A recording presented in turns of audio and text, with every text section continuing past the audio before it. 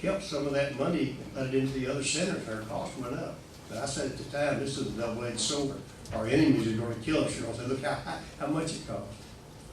But we've got all this land that you mentioned. In addition to the matching funds that the government gives for running these, there is 100% payback on capital improvements.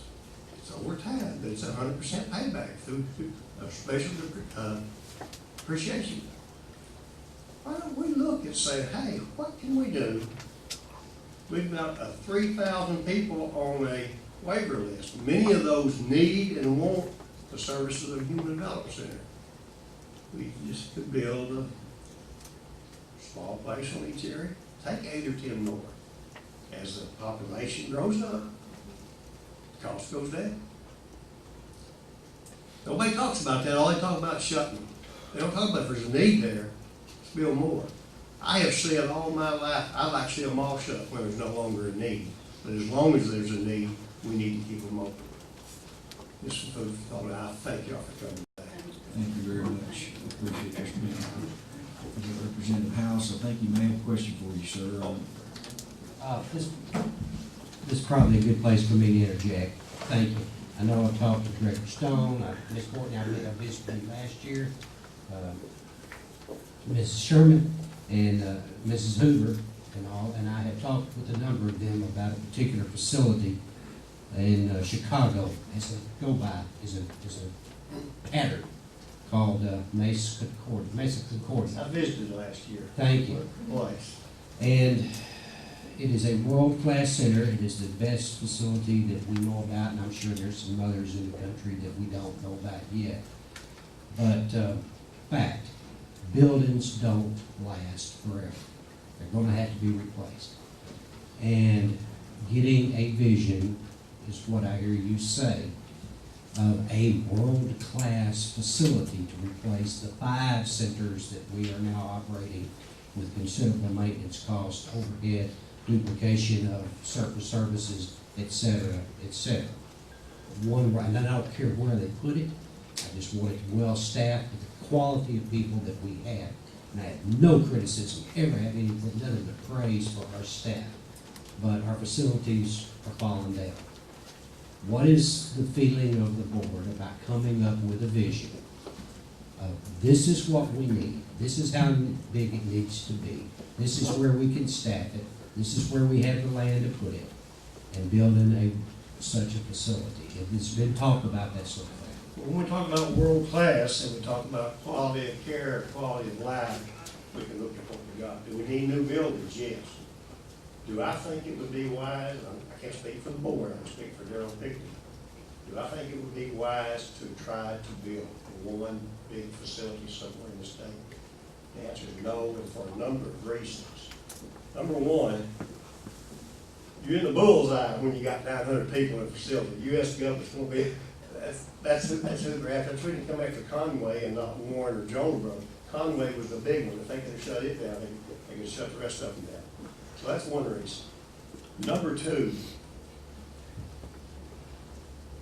everybody don't live in one spot. So the more locations that we can serve, the more opportunities these residents are going to with their family and whatnot.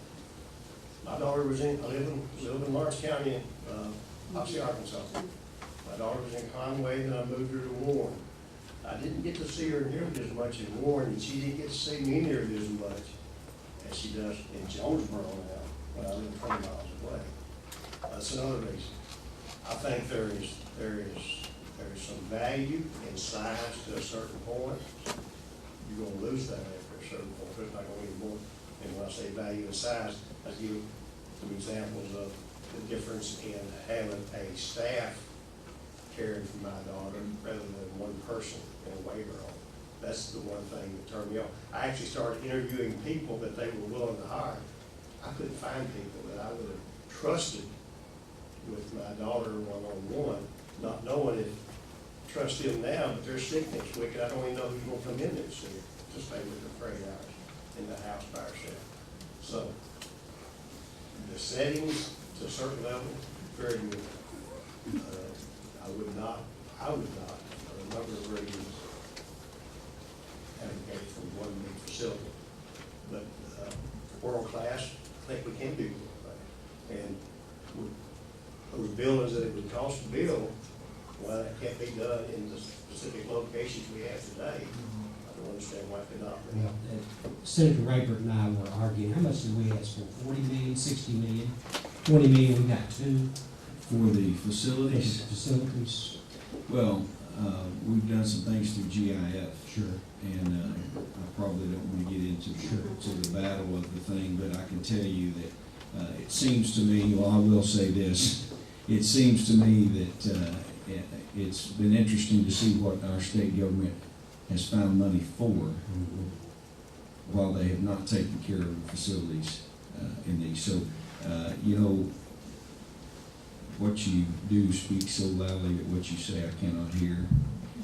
In many regards, I think many of us have advocated, and we see, for whatever reason, we've not been able to be successful at times to get more money for the facilities. My opinion is, I think would agree with Doug, whatever the situation is, my opinion is, if we're going to be in the business of taking care of people, then we need to make sure that the facilities and the staff, everything is done proper in order and well funded. And so I guess I need to leave it at that. But there's not unlimited money. We all Bill 5, we all understand. Right. And thank goodness we don't have to reveal 5 or 6 right now. We need a plan. Yeah. Just like we do with our personal property at home. Thank you, Mr. Chair. Thank you, Mr. Pigney. We've got 3 more remaining. Did you want to ask a question of him, Representative Hamler? Well, he can contribute to the conversation if you'd like to, but this is going to be directed more toward Melissa and Sarah based on his comment. I'm wondering, what was the last time we did a cost analysis? We've got 60-plus-year-old buildings, facilities, and we're really kind of confined to what we're able to offer because it is partly driven by the facilities you have to work with. So I'm wondering, has there been a cost analysis done that if you could have what you want in the way of new facilities, how much that could actually create savings because you have lower energy costs, maybe a different design would create different employment needs, and has there been anything done like that recently in the history of HTC? Briefly. Yeah, Mark in here. So I got Dale Woodall here, and he is my head of maintenance. He's my #1 architect. He oversees everything at these centers in terms of repairs. We're constantly using federal, what we call as 1DE money to do repairs. This is depreciation schedule that's been referred to. So we're constantly improving, and we just did a big energy efficiency lighting project at Warren. So no long-term planning, if we had all new space with all new insulation and all new high energy efficient lighting, how much money would we save? No, but I'll tell you that we're constantly doing things to be more efficient. And when we do repairs to bathrooms, they're up to code, they're the newest, best materials that we can afford. You want to add anything to that? We had a 5-year plan where we identified several energy savings. We were shooting for 20% reduction in our energy usage over 5 years, and I'm confident that we've reached that. It was through a series of things like changing out less cost-efficient chillers and lighting projects and the boilers and things that high usage of energy. We've managed to save a considerable amount of our dollars on that. I guess maybe I didn't articulate the question well, because I know anything you do is going to create savings in that area, but what I'm saying is, you're functioning with a box that's shaped like this, that if you could take and build a new box that was shaped like this, the savings that would come as a result of that, say for example, you went over here on the campus and you built a new model, and that new model allows you to be more efficient in the demands for your employees and how many you have to have, or some of your direct administration costs that we're only getting a 50-50 match on. If we were to approach it with the idea of instead of trying to keep the Band-Aid on the old, but we just go over here and model a new, has there ever been a study that showed how much money could be saved through that new model? No. No, the short answer is no. And I think, but we need to be mindful of the fact that if you did do something like that and we just built new buildings, we would also need to take into account what it would cost to demolition, and discard the buildings that we have. Because that's one of the things that we keep running into, especially like on the Alexander property. Once a facility closed, that money stream has been shut off and there is no money. So we have structures that need to be taken care of at Alexander. And so I just want to be mindful that that's one of the, probably the drawbacks of doing something like that unless we take that funding into consideration too. That 100% match that was mentioned a while ago for facility, is that the same for new construction, or is that just designated to existing facilities? Explain the depreciation schedule. The way it works, any dollars that we spend on capital expenditures, on a building or even capital equipment, it goes on a depreciation schedule and it is paid back to us. That's our 1DE fund. New or used? New, existing buildings or new buildings, either one? Either one, or even repaired to existing buildings. If it's a capital expenditure, it goes on a depreciation schedule and we start receiving it back, which makes it a revolving fund. This may be really too big of an elephant for John and his team to swallow, but if we're looking at being the best, not necessarily the biggest, because we're not, but the best, maybe we ought to set forward what would be a new model to provide services, getting away from 60 years worth of structure and trying to look at working at doing something new that would create some savings within, with the new approach. We're trying to drive a square peg through a round hole with existing facilities that I just think maybe we might be able to save some money if we could do something different than what we keep on doing.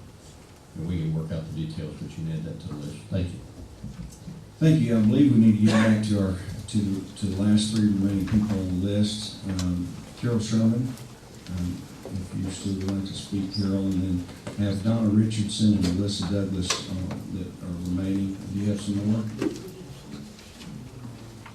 Good afternoon, Chairman Rayford and Chairman Hammer, members of the General Assembly. Thank you so much for your time coming today, and Melissa and Sarah, all the superintendents, everybody in the room that contributes to the everyday 24-hour care that's provided through our wonderful 5 human development centers. I'm from Little Rock, and you all have that folder that Jan gave you, and so my son John is the first story. He's 47, and in that still photograph you see a handsome man. John's disabilities are not apparent in a photograph, but John, severe brain injuries occurred at birth, and he functions on the level of a young toddler. And so we have to be very careful with John, and even our best efforts when he was at home, he still got away from us twice. And I say this because I want to share with you a story about our son who has lived safely for 30 years at the Arkadelphia Human Development Center. So the center has active treatment for all its residents. Everybody gets up every day, they get dressed, they go to their jobs, they go to training, and our son goes to training. So here's his home here, and here's his training here on campus. I can stand at his home waiting to take him for lunch, and from a great distance I see my son walking. He's walking by himself. No one's leading him by the hand. No car will strike him. No stranger will accost him. He's walking in safety, perfectly independent, walking. When he went, he had to have a one-on-one. The prompts were faded. So for a person, I heard someone ask, why does the federal government want to close these facilities? The thinking in the Department of Justice is that my sons civil rights are violated because he lives in a segregated setting. My son lives in a safe place. He walks in safety. He sees his mother at a distance. He's never called my name. He knows who I am. Our son has never played. He's never initiated play. One day we were driving all over Clark County. I looked down and he had done this. A wrist bump. Play after so many years. So God bless all of you in your public work, and God bless our HDCs. Thank you. Thank you, Carol. I'm going to proceed because there's some that aren't on the top of the list here, so we're going to need to move on and get to each one of them. I think Donna Richardson is still there. So Donna, you're recognized if you'd state your name and who you represent or what capacity.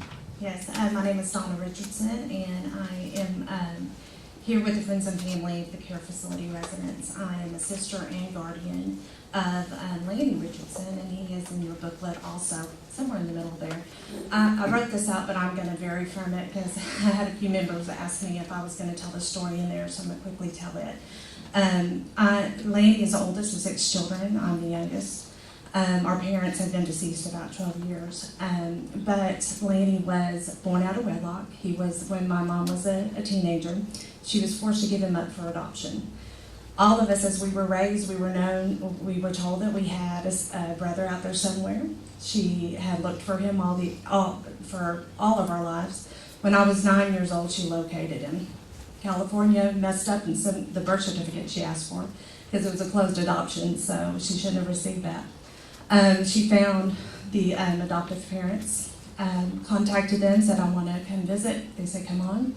That was odd in itself. He was living in an institution at the time. He was 19 years old. And she met him, fell in love with him. That's when she found, and I forgot the fact that she didn't know he was handicapped until she found the adoptive parents.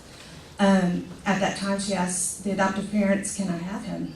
And they said, yeah, I guess, sure. And so on that same visit, she brought our brother home. So some of my siblings had already left the home. I was 9, as I said, he was 19. So we got to know each other the best, he and my brother that's closest to us. And I think that's part of the reason why I'm his guardian now. I'm also a nurse, and I think that's another reason why my siblings elected me guardian. But Lanny is now 60 years old. He's in the Boonville Human Development Center. He's been there now for 33 years. My parents initially had him at our home, so he went from institution to home, and we did waivers and all of that. And I remember this from history, obviously. I was too young to remember details. But I do remember my mother being exhausted and could not have him at home anymore. He is very verbal. He's ambulatory. He can bathe himself. He can tie his shoes. Now, he doesn't know his ABCs. He doesn't know colors. He's about the level of a 3-year-old. Lanny is, since I'm going off script, I hope I'm not skipping around too much. Lanny is very happy in his home. It is his community. When I go to visit him and we go out in town for lunch, and he has an agenda for us. And lunch is one, Walmart's another for his cookies and chips. But when we're out in community, we get, hi Lanny, how are you? And this is not from people that work at the facility. These are from community members. He gets a hug in Walmart. And I'm going to try not to cry too, but the day that happened, I'm like, the community loves my brother. He is a member of the community. So when he was at home, he was as happy as he could be. Quality of life is not the same in most homes because we cannot provide the scheduled activities, the job. He goes to work and tears magazines, but that's work to him. And he also has OCD, so he enjoys that repetitive type of job. He exercises on an exercise bike. He has all these things he enjoys doing. They go to the movies. They go bowling. They go fishing at the facility has a pond. So he is very happy. In the picture you'll see of him, he has a big smile on his face. And I am very pleased. Since I get to wear a couple of different hats when I enter the facility, I enter as a sister. When we sit down for staffings, I'm also got my nurse hat on, and so I'm listening to all, because we get to hear from every care provider, from every department, medical, psychiatric, the people that live with them daily and take care of them. We get to hear from every one of them in the report of what's happened over that year. And they are very good with keeping us involved on a daily basis. If something should happen, if he gets a scratch, I get the report of where's the scratch, why he got it, and what they did about it. So they keep me very informed, and I'm very pleased about that. And I just want to mention real quickly, I get to wear another hat, because as a nurse, and I also work for the state, I work for the UAMS, and one of my jobs, I get to enter the facilities to train them how to use telemedicine equipment. But when I do that, when I enter a facility to train them on that, they don't know I'm a sister. They don't know that I'm also looking at the care that they're providing there. So I just want to state, just seeing the facilities, and that I've never seen anything that concerned me about my brother's care and looking at what they're doing for others. And I just would have to applaud the HTCs and their staff for the care they provide. And I believe quality of life, that has been brought up again. I believe my brother has excellent quality of life and is as happy as possible. Thank you very much. Thank you very much for your comments. Alyssa Douglas. I'm sorry, folks, but we are going to have to move quickly to get through these. Apparently there's 4 more now after Alyssa. So, some of these members, we're pressing close to 4, so thank you for brevity. I'll be quick. I'm Alyssa Douglas. I'm the Executive Director of Independent Living Services, which is a community-based nonprofit. We also work with developmental disabilities, and we're also located in Conway. I'm here to support Conway Human Development Center.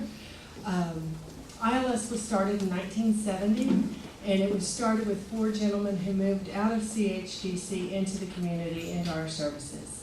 So we've been around for almost 46 years now, and we've always been friends with CHDC and worked well with CHDC. I believe it's part of the continuum of care for folks. I think it's a choice for folks and for families. We have an individual who in January moved out of CHDC and moved into independent living services. We worked with Sarah during that process. It was a hard transition for him. He had a lot of behaviors, he had a lot of issues. Sarah and the entire staff at CHDC was very helpful in that transition, helped us work through that, and he's still continuing to live in the community. We have other examples of folks that we have served. We have the son of one of our consumers who we served this lady, and we had served his son for a while, but his behaviors became more aggressive. He was doing things that we didn't feel like we could serve him safely in the community. And so a number of years ago, he moved into Conway Human Development Center.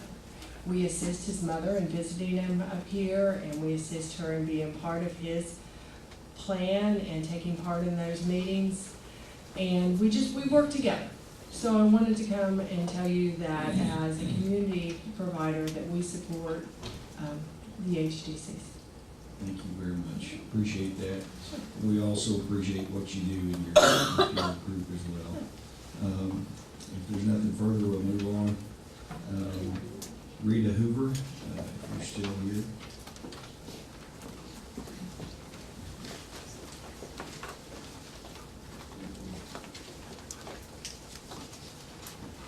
Who will be recognized? Would you state your name and your capacity? My name's Rita Hoover, the mother of Tim Hoover. He is a resident here at Conway Human Development Center. We've been in the HDC system for just almost 16 years. 6.5 years we were at Alexander Human Development Center, and the remaining years have been here at CHDC. And of course, I agree with all the comments that have been made about our centers. I'm also on the FFCFR board and have been for 15 to 16 of those years. A very active advocate for people with disabilities, not just in our human development centers, but also in community, because my son was at home until age 24, and he participated in day programs until we came to the human development centers.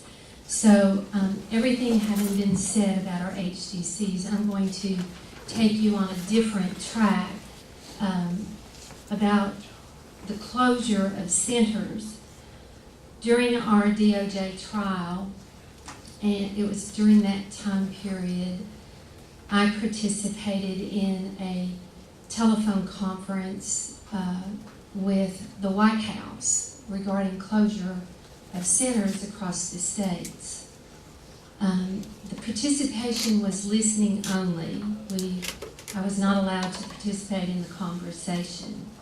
But I did listen to the DOJ representative report to the White House how they came about with the settlement agreement in Georgia. And that was that they went behind closed doors with the outgoing governor and discussed the fact that if they didn't reach the settlement agreement, that DOJ would continue to bring lawsuits against Georgia until closure of the centers. I was listening on that conversation. So that is personal experience as to how Georgia came about. After that, I befriended an investigative reporter by the name of Tom Corwin with the Augusta Chronicle. And Tom and another partner did a very extensive investigation of the closures of the centers in Georgia. And I believe you have my documentation, where in 2013, 500 individuals were moved from their safe and well-cared for state facilities to community. 500 died in 2013. 2014, 498 individuals died after being transitioned and moved from the state facilities. I also, my son in his younger years, we lived in Oklahoma. We actually lived in Pauls Valley, Oklahoma, and Pauls Valley had a state facility there. We were not a resident. He was not a resident there, but I was very familiar. It was like being at CHDC. It was part of the community, and you just knew about it was called a state training school in Pauls Valley, Oklahoma.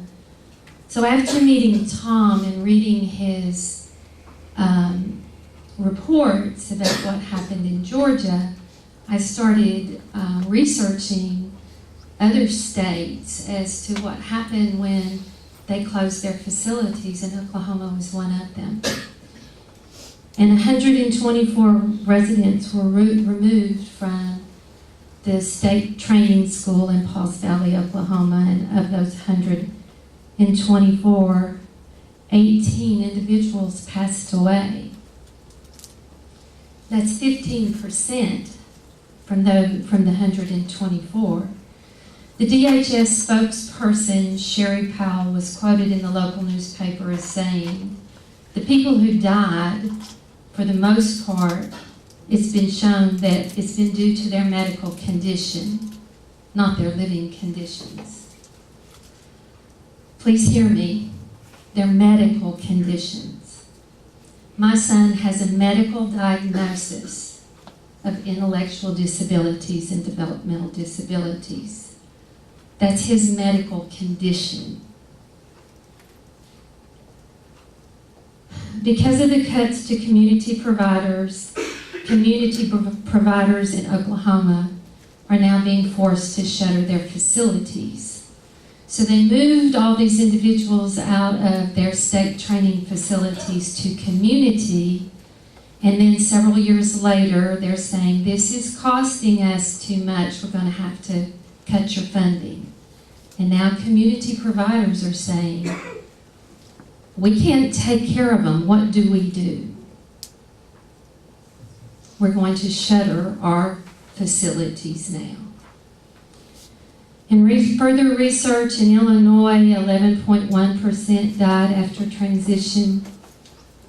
10% returned to their state-operated developmental centers, and of this number, 72% were there due to behavior issues. My son is a headbanger. When we came to CHDC almost 10 years ago, he had just recently been to the emergency room, and the emergency room physician thought he had fractured his facial bones because he was constantly flipping his wheelchair. And when he'd flip his wheelchair, his face would hit the floor first. Since we've been at CHDC, not one time has he turned over his wheelchair. His behavior's under control. He doesn't headbang very often. Occasionally we'd get a headbang in there, but not very often. We have very well-trained staff who understands our loved ones and who knows what to do. Moving on quickly, a review of I researched in Connecticut. Governor Daniel Malloy said that the closure of Southbury Training School for people with severe intellectual disabilities was a more complicated budget savings proposition than he first thought. He went on to say that there's a group of people who still need exceptional care, costing a lot of money. I think the legislature needs to understand that most of the people at Southbury really are extraordinary cases, and no matter where they are, whether it's in a community setting or an institutional setting, they're going to be more expensive to care for. This was in an interview with the Associated Press. Malloy previously voiced support of closure of centers, but after visiting the facility and learning about the unique care that centers give, he has since changed his opinion on closure of centers. I thank you for allowing us to speak with you and let you know our concerns and our support for our human development centers, but also our support for all people with disabilities, which include community-based care and home-based care as well. Thank you. Thank you very much, Rita. Appreciate your comments. Mr. Mark George, if you're still here in the room.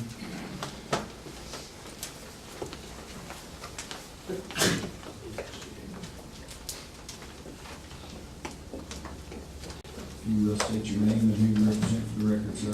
My name is Mark George. I am a board member of the AWA, Arkansas Waiver Association, but I'm actually a parent of a child with a disability. So I'm actually speaking more as a parent, as a concerned citizen. A lot of this discussion seems to center on choosing between one or the other, between this or that. Which one's better, which one's cheaper. I want to cover that there's some implications that I think you as the legislature need to consider for maintaining the status quo. We'll start with the waiting list. Senator Rayburn, you were shocked at the figure that Ms. Stone gave you. I was the one who brought a lawsuit 13 years ago about the waiting list and won and got rid of the waiting list for a time being. And it's grown since then. And now it's 3,000. And now it's a huge dollar problem. And I understand that. But I also understand that over 13 years, very little was done. And here's the issue. The Americans with Disabilities Act has an integration mandate. Basically says any services that the government provides to people has to be provided in the most integrated setting. So whether anybody believes that the Olmstead ruling was correct or otherwise, it specifically said in terms of waiting lists, a state can establish compliance with the integration mandate if it demonstrates that it has a comprehensive, effectively working plan for placing qualified persons with disabilities in less restrictive settings, and a waiting list that moves at a reasonable pace, not controlled by the state's endeavors to keep its institutions fully populated. The court never defined what reasonable pace was. 8 years is not reasonable, because under the Medicaid laws and precedents, 90 days is what they consider to be reasonable promptness for eligibility determinations for this, that, and the other. Well, somewhere between 90 days and 8 years, there may be something that's called reasonable pace, but 8 years is not reasonable. Keeping the HDCs fully populated, I agree that they can be part of the continuum of care. What I'm saying is they're the millstone. You know, as a community advocate, I'm strongly in favor of, You said they're the millstone? as long as they're open, the state is very vulnerable, and the original projections that the state put out a couple of years ago when we were looking at the community first choice option, the department essentially acknowledged that they were vulnerable to a waiting list, an ADA Olmstead-based lawsuit. They actually put it into their calculations.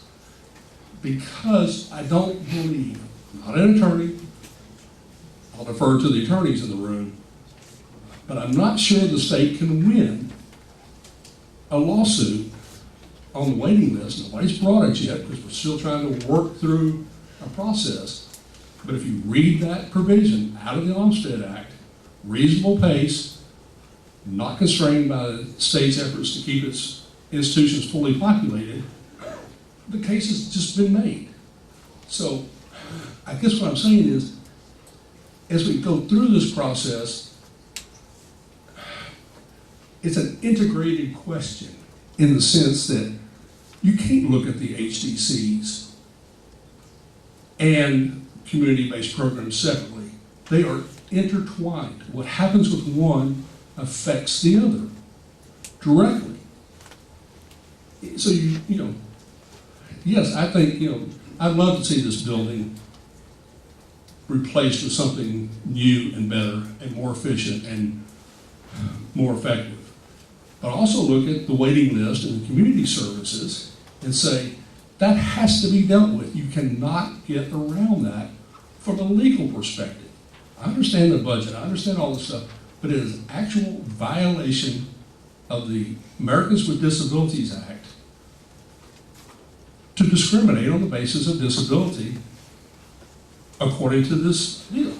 I'll go one step further. Everybody here has talked about, Mr. Stevens talked about, Ms. Stone has talked about the assessment process. I think everybody involved, community-based or other, recognize the importance of the assessment process. It's what makes sure that the right people get the right services at the right time, in the right place, for the right price, and in the right setting. But there's an implication to that you have to think of. You give an assessment to an individual. From that assessment, a plan of care is developed that addresses all the identified areas of need. That plan of care has to be implemented. Now, I know Ms. Stone is working on and I think she's alluded to it, kind of a new waiver plan that has tiers. Based on your assessment results, you get assigned to a low needs, high needs, medium needs tier that has a cap on the annual money that can be spent by that person. Okay, for some that'll fit, but here's where the HDCs come in that. Assume you have an HDC resident and a waiver participant, both taking the same assessment, they have the same results, and they end up with the same plan of care. How do you tell the waiver participant you're limited to spending $30,000 to implement your plan of care. You tell the other person, you can go to an HDC, you can get the active treatment that's required to meet your needs and is available at the HDC, and we're not even going to ask you what the cost is. Can you see the legal implications to that? The person who wants to receive services in the community, they have a legal and constitutional right to do so, but you tell them, well, we decided you can't get the services you need unless you commit yourself to an institution. I'm not saying, I agree with Ms. Stone that there is a continuum of care. There are some things that community can't do. And I totally forget about cost. I mean, I understand the importance of cost from the state's fiscal side, but I'm saying, asking the question of which is cheaper in or out of the institution, that kind of misses the point. Is the person getting what they need? Now, when that's determined, then you'll find out if it costs less, costs more. It may cost more to do that. But, you can't have the assessment process and say, well, we're going to use it for something, but we're not going to use it for other things. It ties together. And there are implications to trying to maintain the status quo of saying, well, HDC is going to do their own thing, and the community will go its own way, and maybe we'll cross. Now, I want to, I know Mr. Stevens brought up and others have talked about the quality of life issue. And I'm in on that in terms of CMS, the Centers for Medicare and Medicaid Services. Well, they don't have two of them, I don't know. But they recently came out with regulations covering home and community-based programs, basically the waiver programs. And it's called the settings rule, where they define what is a home and community-based setting. Now, we had this discussion, or it was discussed about the view of the government. I think John was talking about it. CMS's view of disability services has evolved over time. And where we are now, it's pretty evident when you look at these settings rules. It sort of defines them as, okay, Conway HDC is an institution, prima facie. My home, where my daughter receives services, is not. And everything in between was subject to different definitions. But it had less to do with whether it was its structure or even its location as it did with how the person was approached within this setting where services were provided. You can, let me find my place here, I'm sorry. They asked some specific questions about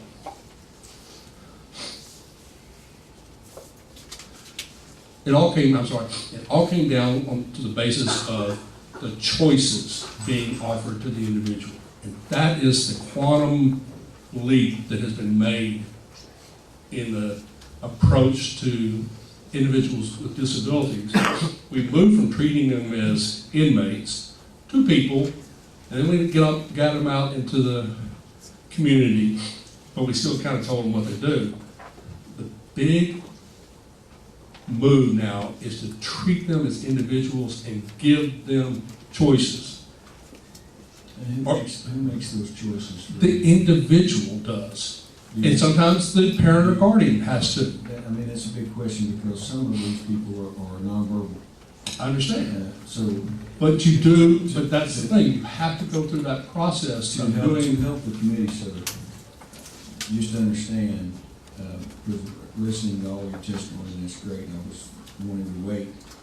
But on that one issue, some of these folks are their choices come down to what the parent or the guardian says. Senator, I understand that, that's part of it, but So is it the choice question is, of- are we even asking anybody to really address those questions of, what are your personal goals and desires? Who do you want to live with? Who do you want to be your roommate? When do you want to eat? I know some people can't make that decision. And look, I can be honest with you, there are abuses in the community to those principles, just as there are in an institution. In fact, one of the things that CMS did when they did this settings rule was they took notice of the fact that many providers that provided services also handled the development of the plan of care. Hey, there are a number out there that didn't bother to ask their clients what they wanted or what they needed. They gave them what they had, what was best for them.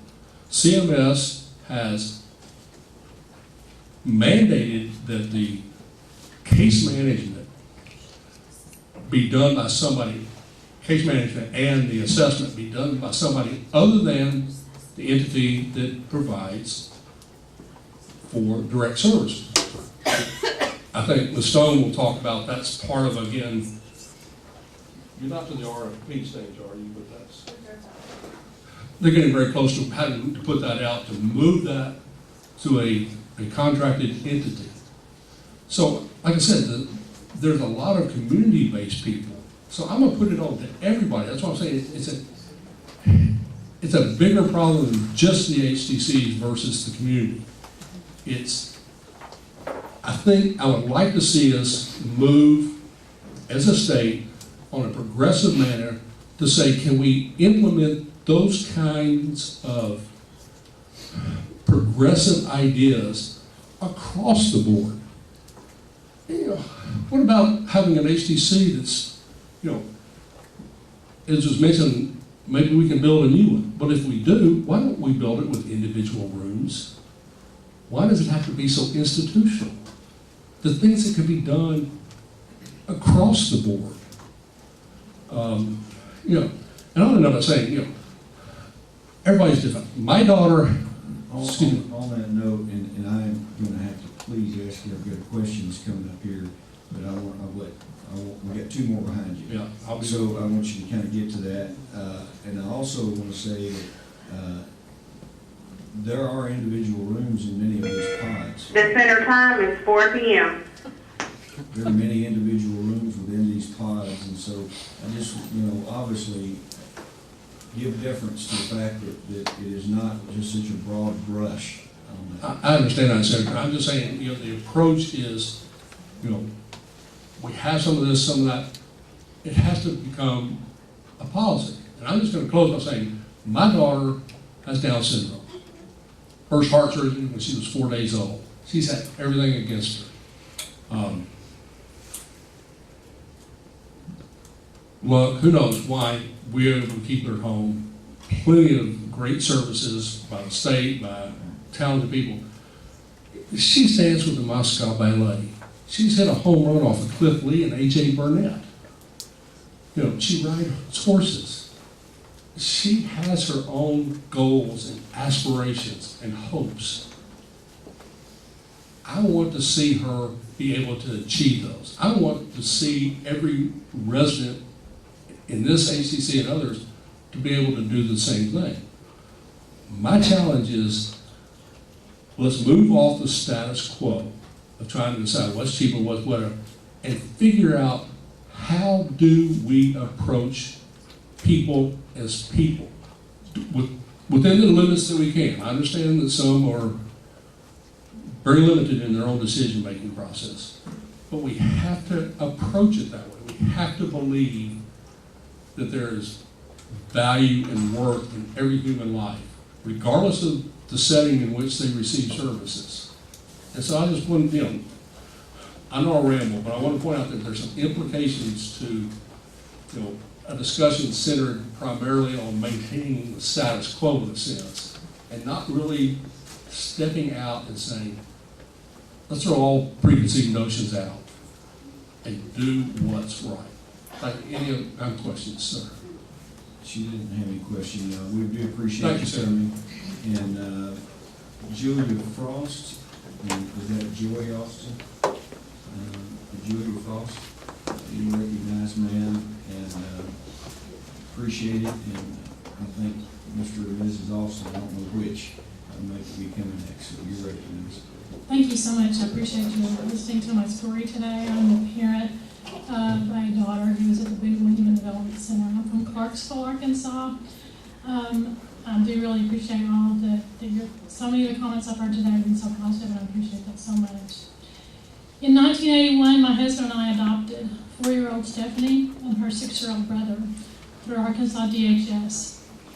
Stephanie's been quite a challenge with her dual diagnoses of intellectual disability and a mental illness. Disabilities that have increased in severity as she has gotten older. While she was in our home, we worked tirelessly with the public schools to get the services that she needed. Although she had low average expressive language skills, her fine motor skills were extremely impaired, and she often did not understand or remember what she was taught. Her unpredictable behavior stumped both the school district and us. The fight or flight instinct in Stephanie is quite strong, and when she's distressed, she will frequently run, putting herself in danger. As she got older, she got much larger than I am. At age 16, she became quite angry at someone else, jumped on me from behind, and began hitting me. We had a 2-year-old at home at the time. And since her behavioral issues at school had also escalated, we then began looking for a placement for her outside of our home. We spent years trying many of the services in the state that provide community-based support for individuals like Stephanie. In the last one that she participated in, after being missing for a few days, she was found wandering the streets in northwest Arkansas. She put herself in significant danger, and at that time was sent to jail to keep her safe. It then became quite evident to us that she absolutely could not function in the community. Finally, at Boonville Human Development Center, we found a group of individuals truly committed to working with this population of dually diagnosed clients. Stephanie has a very long list of diagnoses, one of which is now schizophrenia. Even with an equally long list of medications, she still hears voices and sees things that are not there, often things that really scare her. And the BHDC staff is there to support her during those times. She's difficult to manage and she's unpredictable. However, she is also very compassionate and giving. Stephanie expresses concern to us about others that she lives with who never have visitors, and almost always wants to give us something of hers when we leave. And she loves to sing. During our last visit, she lustily tried to sing and do some of the motions to a Bible school song she'd learned years ago that ends this way. You gave me a heart, and you gave me a smile. You gave me, Lord Jesus, and you made me your child. And I just thank you, Father, for making me me. My 38-year-old daughter is a child of God. She and all the other residents of the Human Development Centers in our state are children of God. They are also your children and our children.